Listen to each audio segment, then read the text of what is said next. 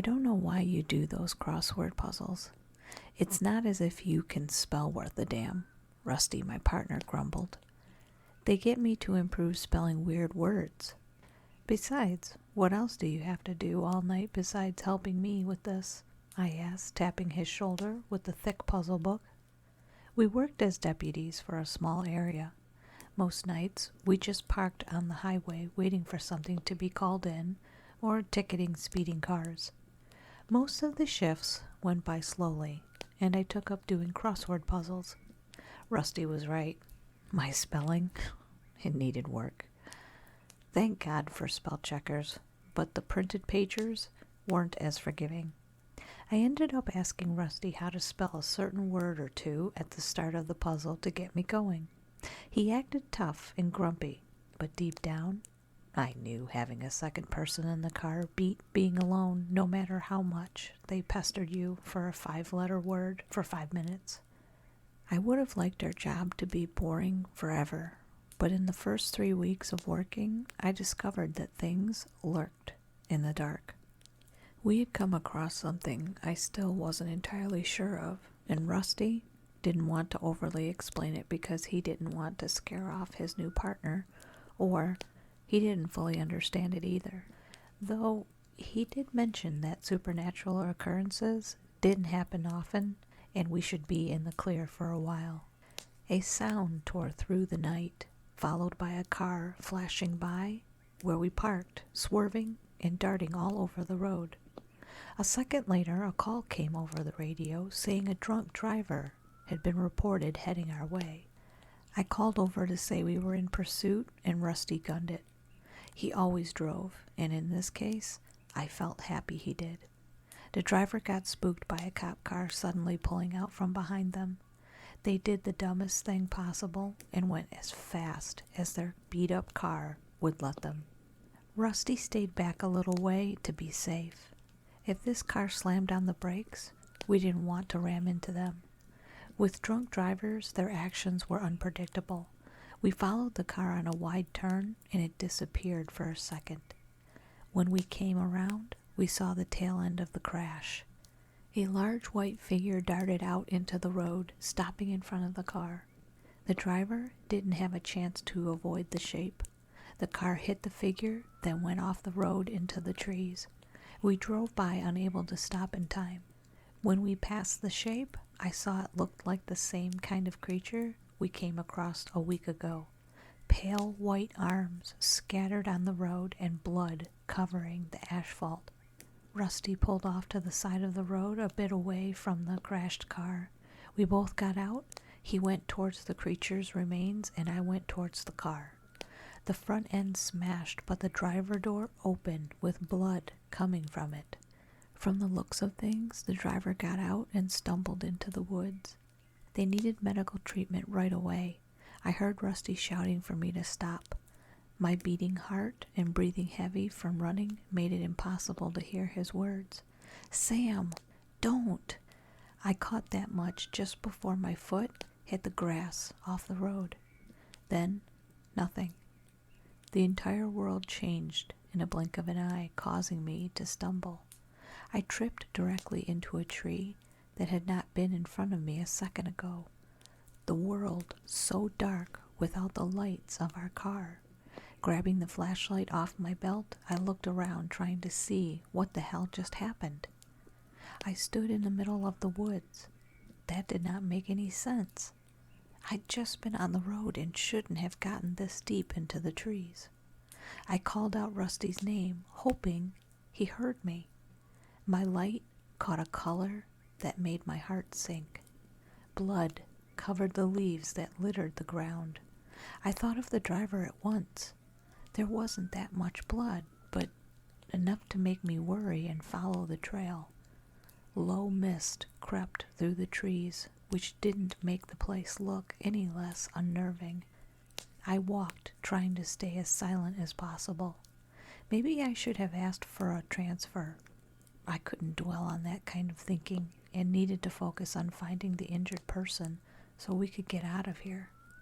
A shape between the trees caught my eyes. Pale fingers came out from around a tree to hold the bark, scratching at it with long fingernails. My mouth opened to call out to the person hiding, wondering if they needed help. Another hand came, causing me to shut my mouth. Then another. Soon the entire tree became wrapped with pale hands from behind, each going upwards in a line, tearing at the bark. I couldn't even see how high the line reached. I wasn't having any of this. I turned and ran, no longer caring about the noise I made. My eye caught the trail of blood again. Against better judgment, I pivoted to follow it. As I ran, I kept seeing those hands coming out from behind the trees, but not the source of them. A bundle of them blocked my way from following the blood trail. Gritting my teeth, I ran right through them, nails scratching at my exposed skin, and one stole my radio from my belt. With everything happening so suddenly, I didn't think to use it until it was gone. At least I got through with only one long cut across my cheek. I run as a hobby. A weird hobby, I know, but it came in handy as I kept up my pace away from the hands. I was only human and couldn't keep it up forever. I paused long enough to catch a second wind, frantically looking for the trail when I thought I lost it. My beam of light shone between the dark trees, landing on a different shape. Something tall, very pale, and covered in veil-like sheets. My chest froze. It reminded me of the quick glance of the creature I saw before. I turned my head, knowing seeing the monster in full meant a fate worse than death. A scream echoed through the woods, making me jump. I had my gun, but didn't think it would be useful. Still, my hand flew to my side, ready to draw it if needed. Any normal person would have run away from the screaming. I went towards it, ignoring the figure in the distance, silently watching. Screaming meant something bad was going down. My job was to help. Most people might call me either crazy or brave for running towards danger, but I never considered myself as either. I saw this as my job, and my job needed to be done. Fear still tore through my body as I ran towards the screams. Pleas for help kept my feet moving forward. Along the trees, another sound drifted through, a cruel laughter enjoying my fear. I nearly tripped over an exposed branch, causing my body to go off course and slam into a tree. I stopped for a moment, dazed, sweat dripping down my face and heart racing. Something brushed against my hand, and I jerked away, thinking a spider just crawled over it. To my horror, a pale hand darted back behind the tree. I wasn't even close to being safe in the slightest. I needed to keep going. I picked up the blood trail again to follow that, and the screams, just praying I wouldn't arrive too late. In the middle of my run, I thought I spotted the road through the trees, causing me to stop again. The cries for help were so nearby, but in the other direction of the road. I didn't see any cars or had any way of contacting Rusty. I left my cell phone in the car, and the hands took my radio.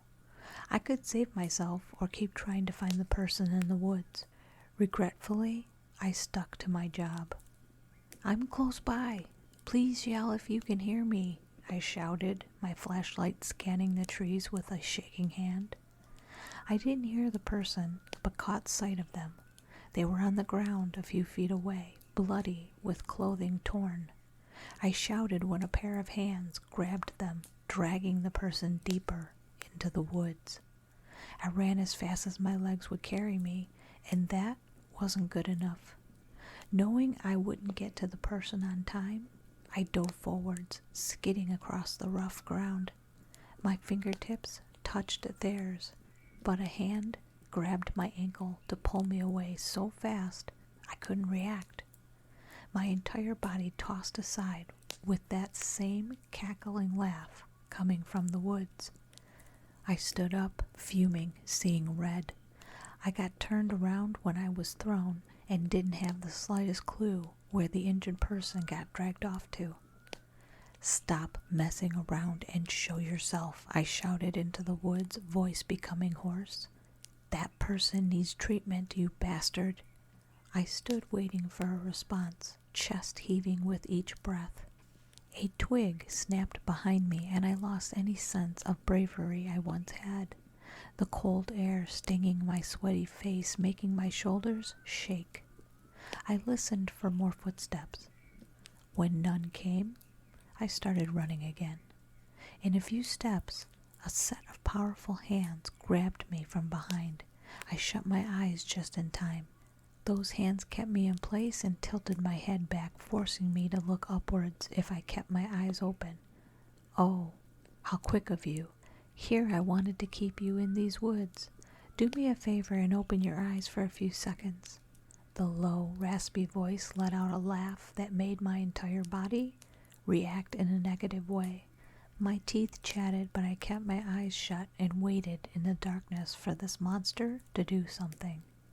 "Give back the driver," I demanded, but not sounding brave at all. "Why? Didn't they break the law? Are you going to, what's the word? Arrest them? I gave you a chance to leave on your own. Why try and rescue a human like that, the monster questioned. More hands fell on my arms. They gripped just tight enough to be painful. Another set of hands came to my face to run long fingers across my cheeks, making me try and move out of their grasp without any luck. "My job is to serve and protect. I need to protect that driver from you," I explained, finding at least some strength to put into that statement. "Protect a criminal?" it said in an amused voice. "I don't get to pick and choose. It's serve and protect for everyone. If not, there isn't any point to it. Now is there?" In an ideal world, that would be true. I knew at some point in my life I may come across a vile human that didn't deserve my service. I hoped that that never happened while I worked with a small police task force. The driver did break the law and endanger other lives, but that didn't mean they should be condemned to death for it. Something got close to my face and I felt soft fabric brush against my cheek. "I'll make you a deal, little human. Open your eyes and I'll return the driver," the voice said in a low whisper directly in my ear, causing me to shudder. I swallowed hard. Opening my eyes meant dying or something I didn't even want to think of. And this monster might not even be telling the truth. The choice heavy in the air, and the creature waited patiently for my answer. At least I didn't have anyone to miss me. Rusty would get over his new partner not coming out of these woods soon enough. My nephew's young enough to forget about me in time. I cracked my eyes open, seeing white in the darkness. Before I opened them the rest of the way, something came over them to cover my sight. I felt the monster come closer, the veils it wore spilling over my face, the arms bringing my body closer against something that felt like a pile of thick branches, all jabbing into my back. I waited for the monster to remove the hand from my eyes, expecting death.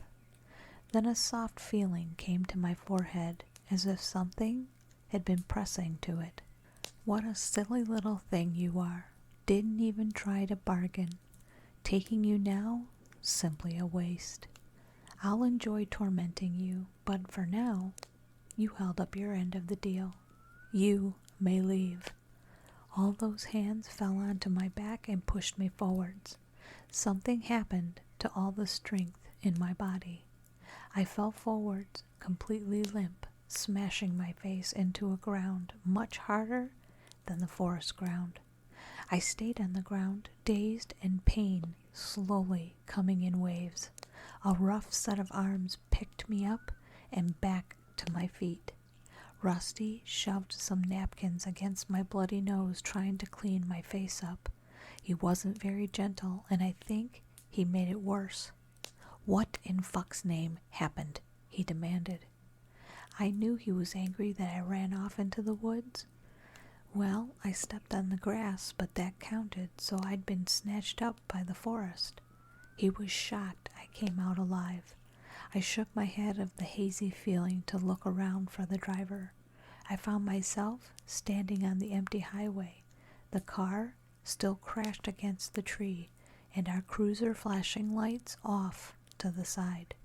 The driver, the monster said it would give them back, I stammered, not seeing the other person.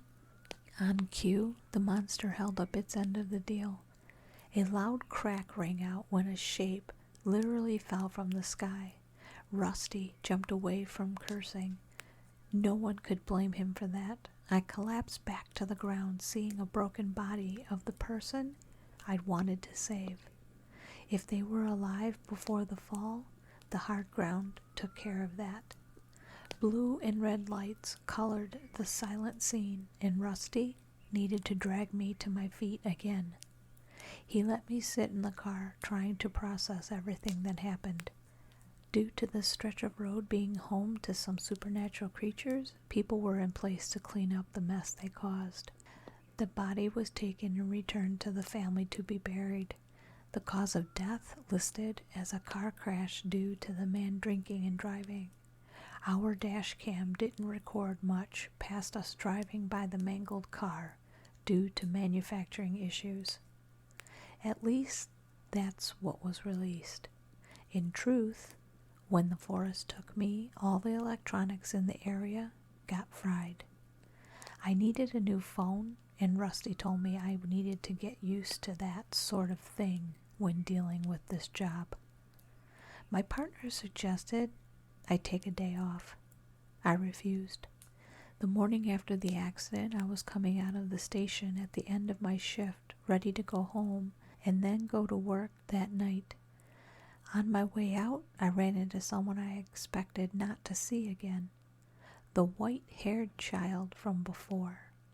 He scowled, seeing me, and I stopped on the steps, blocking the door by accident. Is, your partner in? He asked, trying to sound reasonable. No, he already left. Do you want me to leave a message? I offered, looking down at him. I held onto a small bag with a donut inside. Someone did a coffee run and got it for me just before I left. The boy's eyes kept darting towards the bag, but was too proud to ask for it. No, I wanted to give him some updated information. I refused to help you, and my words are a great help. I can wait until a later time to tell him, he said, and made a motion to leave. Do you want this? I'll trade it for some information about what I saw last night, I said, feeling as tired as I sounded. He took 5 seconds to think of the offer. The bag snatched out of my hand, and he waited for me to speak again. I didn't really know what to ask, so I went for the first thing. What was that monster I saw last night? He had a lot of arms and veils, I think, I questioned. He waved a hand as if this wasn't an important question, but answered anyway. That is the forest itself. He is made up of things found in the woods. Spider silk hair and veils, antlers for a body, and anything else it can collect. I believe it's just a body made to speak with humans on a more even level. You could never understand what that forest really is, and this is the closest thing to a form your human mind can deal with, the boy said, ready to leave. Human arms, though? How does it get a hold of those? It's not as if they're really a part of the woods, I mentioned. The child stopped, giving me an intense look through his white hair. Hikers go missing all the time. Their bodies are eaten by animals, but also used by the forest for other purposes. I did not like that mental image at all. The boy reached into the bag to grab out his breakfast. Without caring, he dropped one of the creepiest statements I've ever heard. I shook my head, wanting to remove the thought. I thought the woods were like peaceful and all that. Why is the body of the woods all freaky instead of, I don't know, some pretty tree lady? I asked, causing the small king to look at me mid-bite. Peaceful? Nature is an unforgiving cycle of life and death.